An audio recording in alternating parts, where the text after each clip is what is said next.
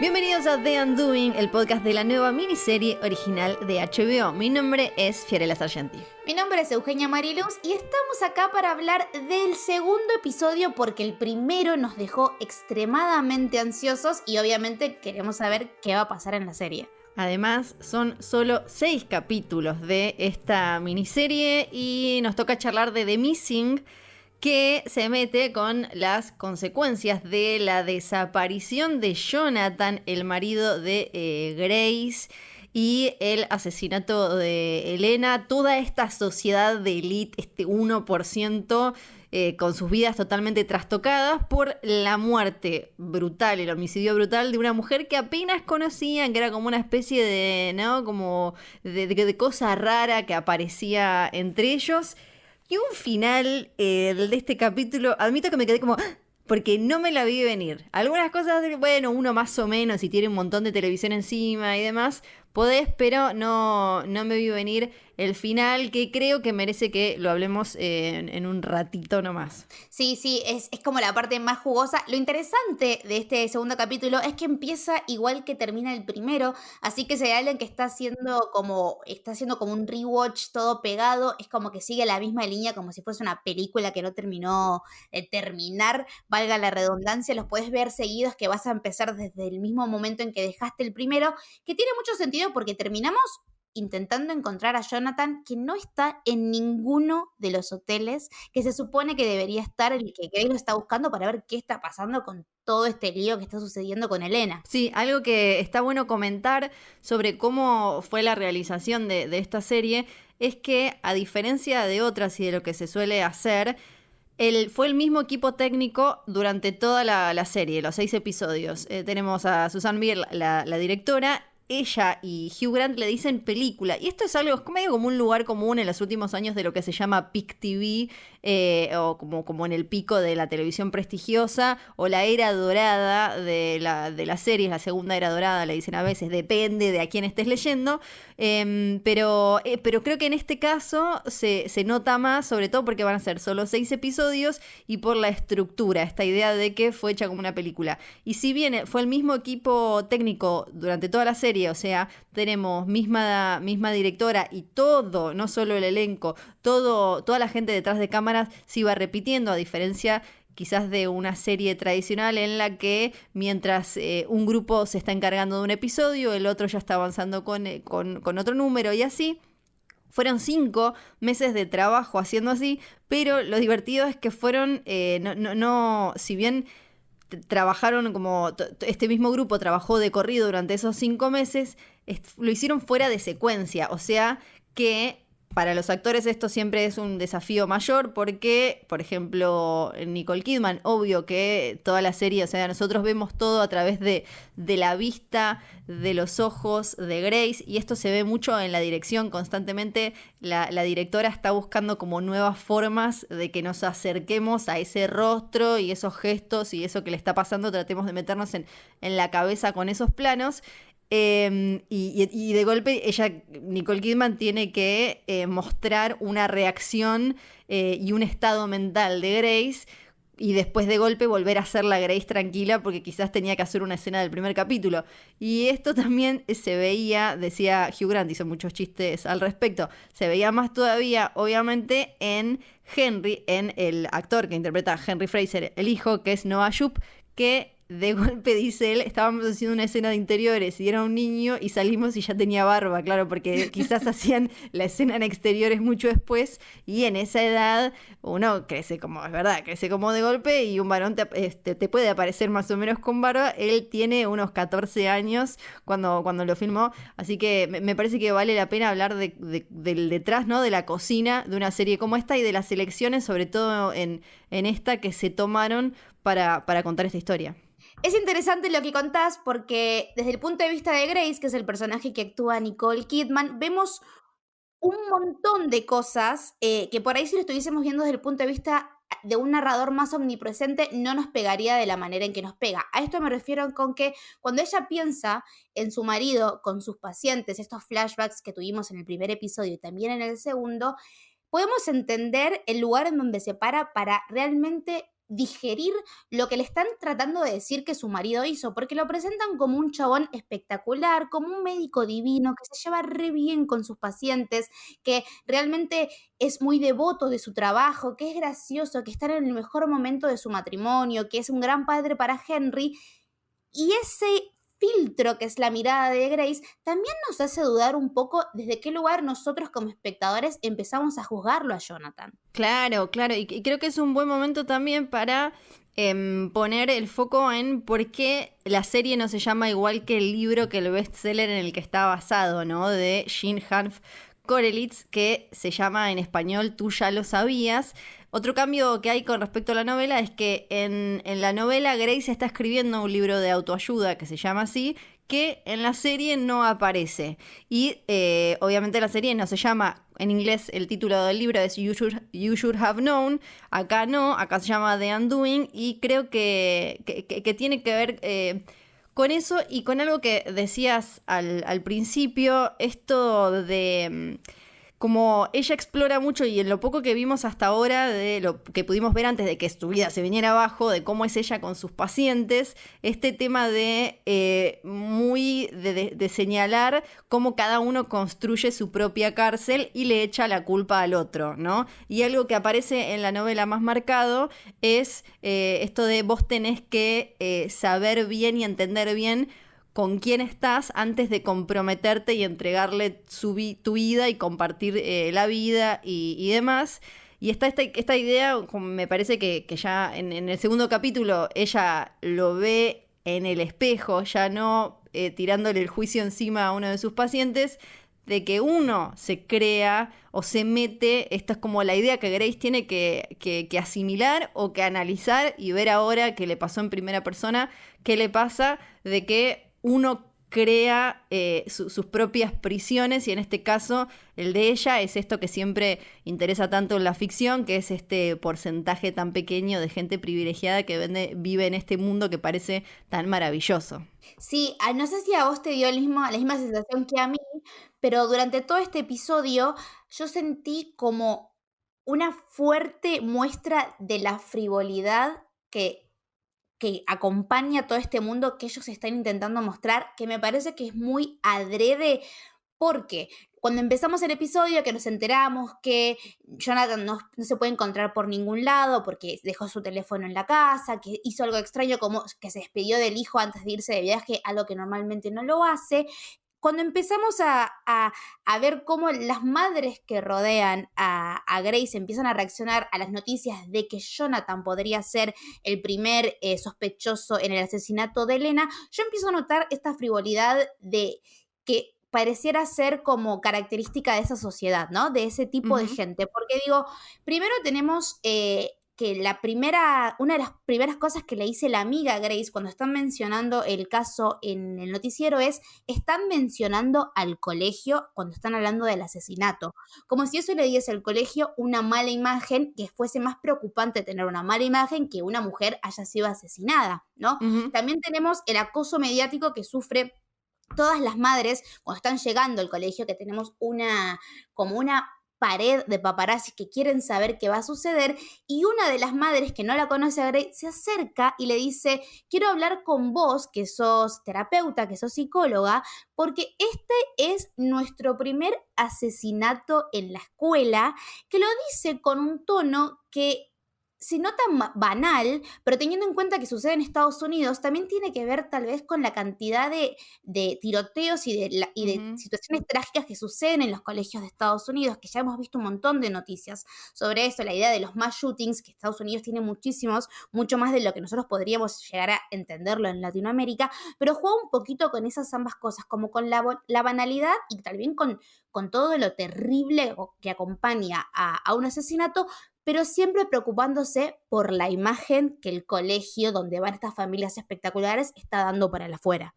Y en ese momento en el que aparece esa madre que quiere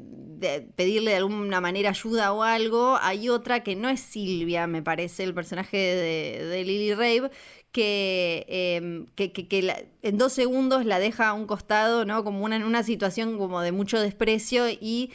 en esa, me encanta esa charla porque hay un montón de temas en un segundo, ¿no? Primero, el de cómo siempre al final cuando se habla, ¿no? de patriarcado, de un sistema patriarcal y demás, no tiene, o de misoginia, de machismo, no tiene solo que ver de una actitud, una forma de obrar o de pensar del hombre hacia la mujer, sino también muchísimas veces de mujer, mujer y mujer, sobre todo con un sistema que no solo como lo alimenta, sino que también un poco sobrevive gracias a eso, y ahí en 2 segundos ya ellas están hablando de cómo Elena, bueno, el marido, viste, porque en la fiesta lo estaban, a ella la estaban mirando como 10 hombres, y en 2 segundos se genera una situación muy de mucho prejuicio machista entre mujeres y de mucha violencia discursiva entre ellas contra una mujer que fue asesinada, y están hablando de eso, y un montón de estereotipos en 2 segundos. Y el tema de las, no solo de como del conventilleo, como le decimos acá, de los rumores y todo esto que se alimenta en una sociedad así pequeña, sino también de las fake news, ¿no? Porque ahí ya aparece el juego de la prensa, y una de las cosas me parece que más tela da para cortar en este segundo capítulo es el del acoso mediático y de cómo ya está la vida, no solo por ese hecho traumático de después de esa mujer que fue asesinada, sino por todo lo que empieza a pasar con los medios, ¿no? Y algo que se ve acá también, y en el trato de la prensa y en el después del interrogatorio policial, es como hoy en día, también en época de Time's Up, de Me Too, ¿no? Como muchas veces la mujer es puesta en tela de juicio por algo que hizo un hombre, que es lo que le pasa a Grace en todo el capítulo, y veremos cómo avanza eso, ¿no? Como el monstruo sospechado, pero acá ya medio condenado por la opinión pública y por sus conocidos, es Jonathan, pero la que está ahí pagando el costo es ella. Sí, bueno, es todo como el daño colateral del que siempre se habla cuando hablamos de casos de violencia de género, cuando los especialistas analizan los casos de violencia de género, que hay como un hecho muy claro, obviamente que es el más grande, que en este caso es el asesinato, pero luego hay como unas ondas que se expanden que no tienen nada solamente que ver con esa actitud, sino con todo lo que se desprende de eso. Porque como estás diciendo muy bien vos, Grace es automáticamente separada. El director del colegio más adelante en el capítulo le dice, la verdad que prefiero que no vengas vos a buscar Sí. a Henry, que es el hijo. O sea, básicamente entiendo que estamos hablando de un sistema social y económico privilegiado, pero si no estuviésemos hablando de esa clase social, hay muchas mujeres que por ahí no tienen una persona que puede ir a buscar a sus hijos al colegio, no solamente porque no tienen gente que las ayude o de manera gratuita, sino porque tampoco pueden pagarle a alguien para que Ujú. vaya a buscar a los chicos al colegio. Y digo, se desprenden otras violencias que obviamente son menores, porque estamos comparando un asesinato con no ir a buscar a tu hijo, pero suman a esta rueda que sigue girando, que es un efecto bola de nieve que muestra cómo justamente la violencia machista destruye las vidas de una manera distinta, o sea, de más maneras que la que podemos ver en la superficie, como cuando te muestran que el gráfico de violencia machista es un iceberg, que en la punta tenés el acto que todo el mundo aborrece, pero por debajo hay un montón de actitudes que también suman a que ese acto se pueda terminar haciendo, entre comillas, o pueda terminar sucediendo, que son cosas que tal vez a alguno no le presta la atención porque no son actos tan violentos como el de lastimar físicamente a alguien. Y en esa conversación que vemos en el colegio, que la madre, la otra madre, la que no es la amiga de Silvia. Grace, le Ujú. señala, me parece que hay algo interesante también para sacar de ese diálogo, que serán 2 oraciones, y en 2 oraciones me parece que está cargando todo lo que vamos a tratar de digerir y analizar en The Undoing, es que también cuando habla del esposo del señor Alves, de quien pensábamos al principio que podía ser el sospechoso porque se había entregado, eh,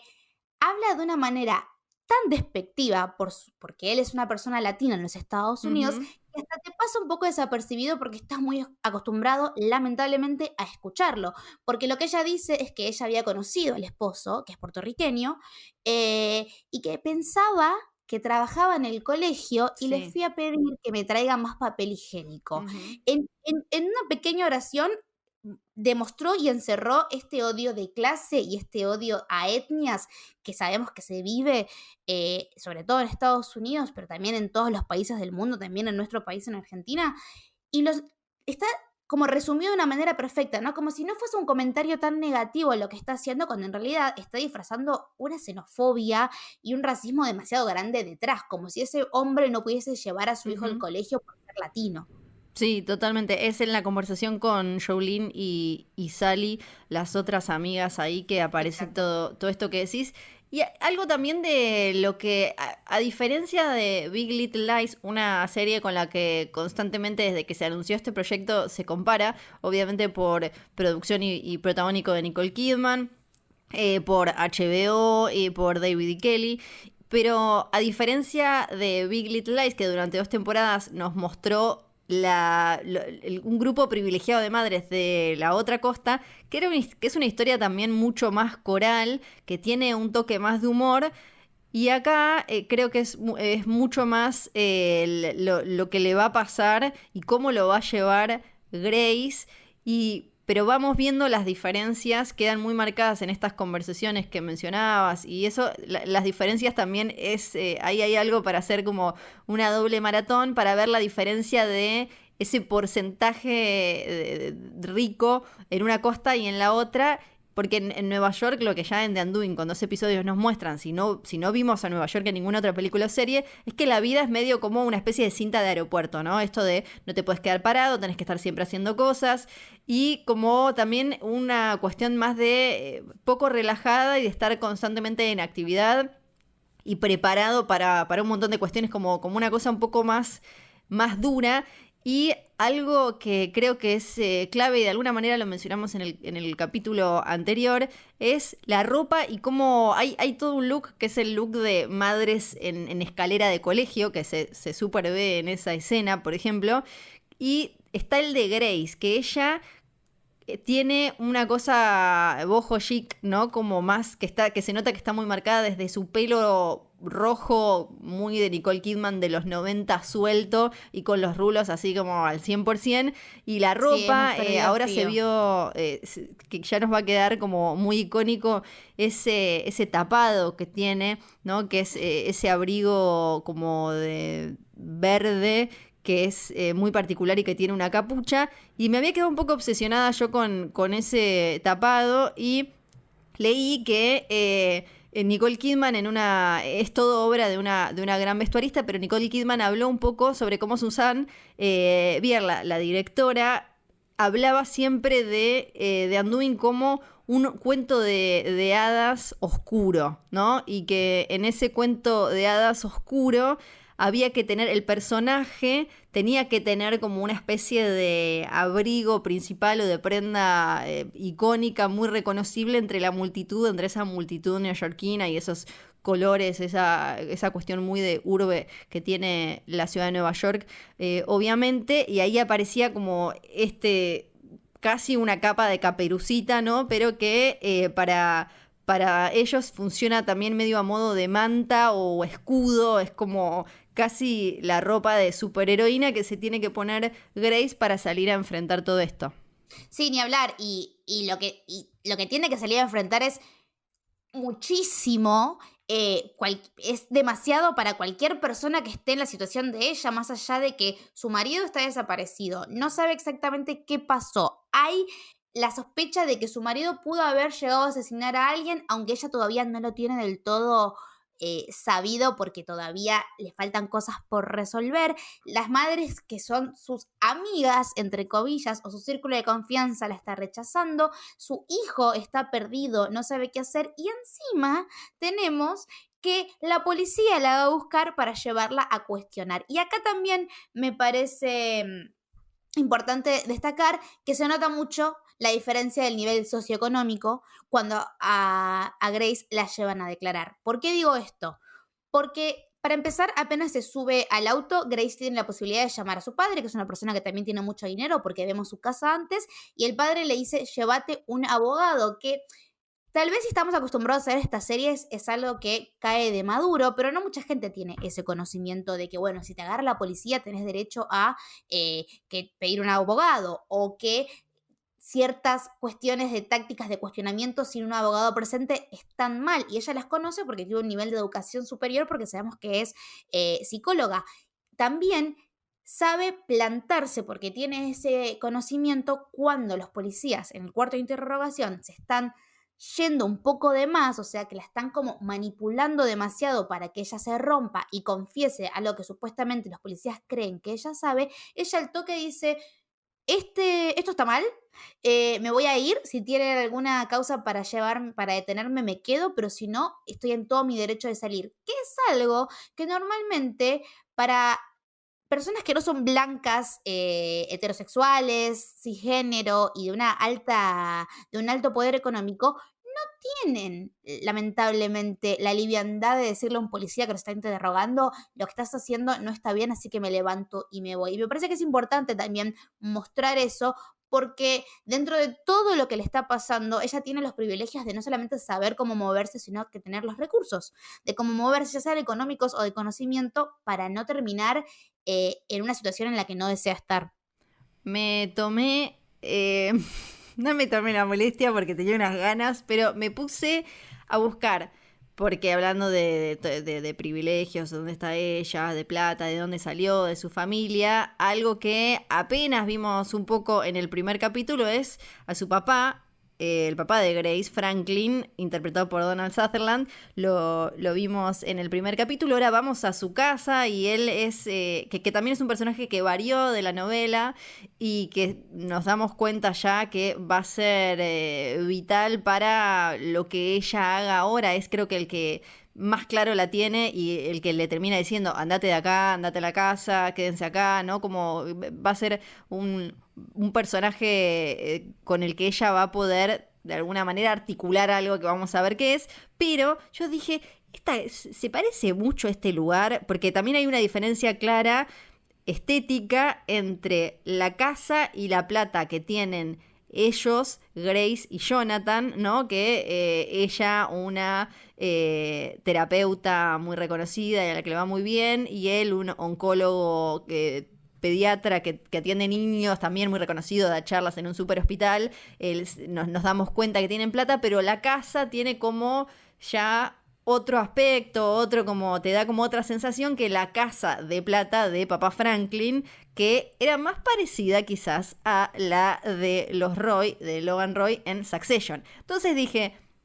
¿quedarán cerca las casas? Y quedan a 13 cuadras. O sea, la casa, el edificio que usan como el departamento muy súper majestuoso que vemos en Succession de Logan Roy queda a solo 13 cuadras de lo que vendría a ser la casa de Franklin, el papá de Grace. O sea que estamos ahí, es como medio la misma sociedad, por lo menos la del papá, que es quien le dice a ella que vaya a esta casa porque... y como es lo más interesante creo de la última parte de este episodio, es cómo ella empieza a darse cuenta que se está como resquebrajando su salud mental y su conexión con la realidad, ¿no? Como esto es tan difícil de procesar y se entiende que ahí es cuando ella empieza a ver las imágenes de Elena y empieza a pensar en cuando la encontraron, ¿no? Tratando en Miguel, y cuando finalmente ya trata de procesar como puede, hasta incluso algo que parece tan menor como la mentira de que de que a él lo habían echado. Y este también es como una figura que aparece, ya viene desde el Hollywood clásico, esta figura de la mujer casada con un hombre con un secreto muy grande, que vamos a ver después de la revelación de esta reaparición de Jonathan tan escandalosa, que me hizo hacer como, ¡ah! No te puedo creer. Al final del episodio, ¿qué va a pasar? ¿Qué lugar va a decidir tomar ella? Porque no debe ser tan fácil como parece asumir, ya así porque te lo dice el mundo, que la persona con la que vos pensabas que no había límites es aparentemente un monstruo. Y ahí creo que es cuando da el paso la serie de al principio poder ser como una especie de sátira social, un poco como algo de lo que tenía Big Little Lies, a un thriller psicológico con un peso de drama legal. Pero estoy 100% de acuerdo. Mencionaste la escena final donde aparece Jonathan, que yo no me lo vi venir, por lo menos no en el segundo episodio, pensé que íbamos a tener un poquito más de no Tal saber qué iba cual, a sí. pasar, Ujú. y de repente te cae el shock tremendo de que Jonathan aparece en la casa donde Grace y Henry se van a tranquilizar un poco, a alejarse de los medios, del colegio, de los policías, ¿sí? Que entraron a su casa a registrarla con una orden del juez, que le dieron vuelta básicamente la vida, que se llevaron un montón de cosas de su vida, de la vida de Jonathan, de la vida de Henry. Entre ellas se llevaron un peine porque está la duda de si Jonathan es el padre de la bebé ¿Qué? Sí. de Elena, que es la bebé que conocimos en el primer episodio, y medio que te lo tiran como un poco al pasar y vos quedás como medio choqueado, como pasamos de no saber si este hombre era culpable a que sea el padre del bebé que conocimos en el primer episodio. Y lo que a mí me parece más interesante dentro del intercambio que tienen Jonathan y Grace cuando ella lo encuentra en la casa y él primero la agarra y le tapa la boca para que no grite, que ya empezamos con un nivel de violencia que no tiene sentido directamente. Entiendo que estamos hablando de una persona que probablemente haya matado a una mujer, pero uno pensaría que con su mujer se puede llegar a relacionar distinto, sobre todo porque él está exigiendo y diciendo que es inocente, pero digo, la agarra, le tapa la boca, le dice que no grite, le va a explicar. Y el speech, el discurso, la idea que le quiere plantar a Grace en la cabeza es que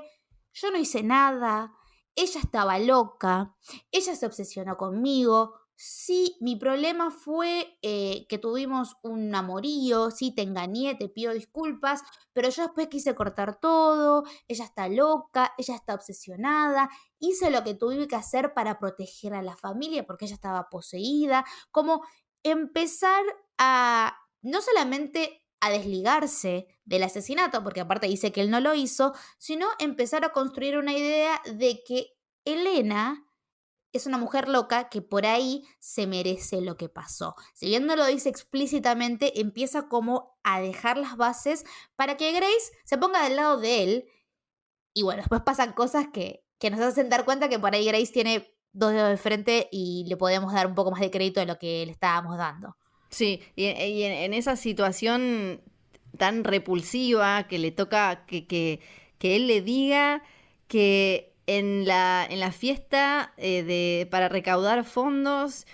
bueno, la enfrentó a Elena, pero tuvieron sexo y después él fue y No, tuvo sexo con ella también. Y ahí, claro, ella es como no solo se le revuelve la cabeza, el corazón que ya está como de pobre, pero y el estómago de pensar en toda esa situación. Y el momento, bueno, el momento de ella llamando obviamente al 911, uno ya se imagina que va a formar parte del reel que va a aparecer para una posible nominación a los Emmy de Nicole Kidman. Y además que Grace, el personaje, al ser como uno de los condimentos principales, que ella es una persona de apariencia súper centrada o que ella se cree muy en control, muy entendiendo, ¿no? Cómo es el juego, como una especie de Riquelme de la vida que está en la cancha y ve todos donde es una referencia futbolística. Tienen como, ¿no? Como todos cómo están parados, qué es lo que está complicando a cada uno y de golpe se encuentra en esta situación. Pero es una actuación mucho más contenida porque Grace es contenida, entonces también a la hora, después vamos a ver el año que viene, cuando salgan las nominaciones, contra quién se enfrentan, que en general suelen ser personajes que tienen como más momentos o de explosión, ¿no? O de hay que ver y hay que ver también qué pasa con Grace a medida que avanza. Me interesa mucho también saber la parte de Elena y viendo algunos cambios que ya hicieron con respecto al material original, creo que vamos a ahondar un poco más en por qué Elena hizo lo que hizo y por qué quiso sobre todo disparar, despertar las cosas, o sea, esos triggers, esas cosas que ella hizo frente a Grace, ¿no? Para desde parársele desnuda y después en el ascensor, como que estaba buscando con eso que había detrás de las acciones de Elena. Y también todavía como es fue el gran misterio hasta ahora, vamos a ver más de Hugh Grant, que él ya contó que está como muy en esta de despegarse de su clásica imagen de comedia romántica y medio como un personaje en el que ya en todo el mundo lo imaginaban y lo veían. Lo vimos distinto hasta en Paddington o después en A Very English Scandal, y me imagino que este será como su personaje clave para de alguna manera despegarse, así que creo que ahí va a haber, va a ser una de las patas más fuertes de la miniserie, Hugh Grant y su actuación con este hombre que no sabemos bien por qué hizo lo que hizo y qué es lo que hizo exactamente. Yo creo que si Nicole Kidman no queda nominada el año que viene para los Emmys, es un crimen directamente.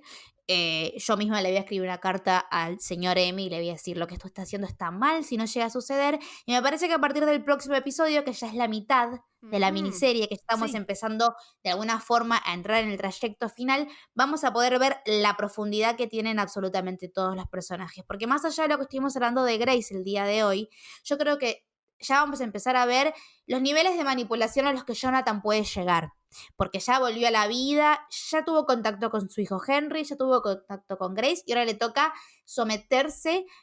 al interrogatorio policial y ver qué va a pasar. También me interesa ver las capas de Elena, porque por lo que vos venías diciendo antes, las actitudes que ella tuvo en el primer capítulo son por lo pronto cuestionables.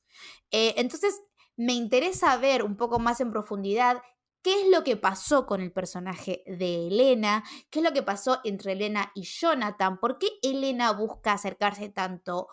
a Grace, qué pasó también con Miguel, que es el hijo de